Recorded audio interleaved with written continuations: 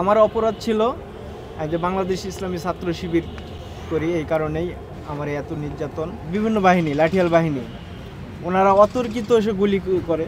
গুলি এক পর্যায়ে আমার ছিটানো গুলি আমার এই পাশে ঢুকে, পিছনে হাত আছে, হাতে পিঠে বাড়ি দেয়, মানে বাড়ি দেয়, হাতগুলো ফেটে যায়। ওনারা যখন মনে করছে যে মারা গেছে, ওই পুলিশের গাড়িতে উঠায় হ্যান্ডকাপ অবস্থায় আমার ব্রিজ থেকে ফেলা দিয়েছে।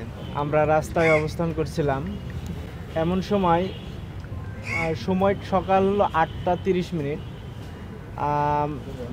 আমরা বুঝতেই পারি নাই, হঠাৎ করে 6-7 প্লাটুন পুলিশের গাড়ি এবং র্যাবের গাড়ি, বিজেপির গাড়ি, কিন্তু বিজেপির গাড়িতে, পুলিশের গাড়িতে বেশিরভাগই ছিল যুবলীগ, ছাত্রলীগ এবং অঙ্গ সংগঠনের বিভিন্ন হাতুয়ার বাহিনী এবং হলো বিভিন্ন বাহিনী, লাঠিয়াল বাহিনী। ওনারা অতর্কিত এসে গুলি করে। গুলি এক পর্যায়ে আমার ছিটানো গুলি আমার এই পাশে ঢুকে, আমি তখন চোখ মুখ চেপে ধরে, আমি তখন বেহুশ অবস্থা হয়ে গেছি। সবাই দৌড়ে পালিয়ে চলে যাচ্ছে, আমি তখন বসে পড়লাম, এক সাইডে বসে পড়লাম। পুলিশ এসে আমার হ্যান্ডকাপ পরায়, পিছনে হাত বেঁধে হ্যান্ডকাপ পরায় ফেলাইছে। একে টানা নিয়ে যায় কলার ধরে।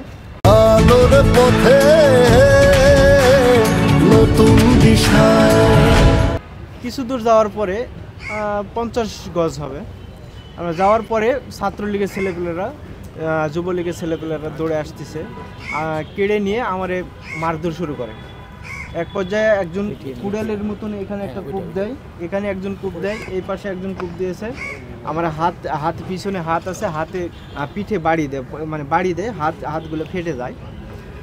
তারপর এক পর্যায়ে যখন ওরা ফেলা রাখে, আমার মারতেছিল। মারার পর এক পর্যায়ে একজনা বাড়ি দিছে এখানে হকি স্টিক দিয়ে, এখানে বাড়ি দেওয়ার পরে আমি বেহুশ হয়ে গেছি। এরপরে আমি আর বলতে পারবো না। ওনারা অনেকক্ষণ পিটানোর পর মনে করছে যে মারা গেছে। ওনারা যখন মনে করছে যে মারা গেছে, ওই পুলিশের গাড়িতে উঠায় হ্যান্ডকাপ অবস্থায় আমার ব্রিজ থেকে ফেলা দিয়েছে। ব্রিজটা ছিল পরে ওনার দেখিয়া করছে, আনুমানিক করছে 30 ফুট থেকে 35 ফুট উঁচু হবে, উঁচু থেকে ফেলা দিয়েছে। ফেলানোর পরে তখন আমি বেহুশ। এক পর্যায়ে আমাদের ভাইয়েরা ওখান থেকে একটি সরকারি মেডিকেলে নিয়ে যায়, তাৎক্ষণিক একটু চিকিৎসা দিয়ে আবার ঢাকাতে পাঠানো হয়। আমার অপরাধ ছিল যে বাংলাদেশ ইসলামী ছাত্র শিবির করি, এই কারণেই আমার এত নির্যাতন, এত জুলুম বা এই শাস্তি। আমি পড়াশোনা করতাম, 2013 সালে আমার ফার্স্ট সেমিস্টার ছিল, মাস্টার্স দিতে পারে নাই।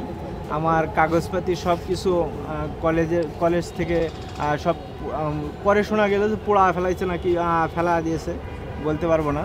পরে শুনছি আমার 2 বছর পরে আমি পরীক্ষা দিতে চাইছিলাম, আমার পরীক্ষা দিতে দেয় নাই, পরে আর পরীক্ষা দেওয়া হয় নাই। এখন প্রত্যাশা, আমারে যারা নির্যাতন করেছে, জুলুম করেছে এবং এতদিন আমাদের যে এই অবস্থায় রাখছে, তাদের আমি বিচার চাই এবং আইনের আওতায় এনে তাদেরকে শায়েস্তা করা হবে।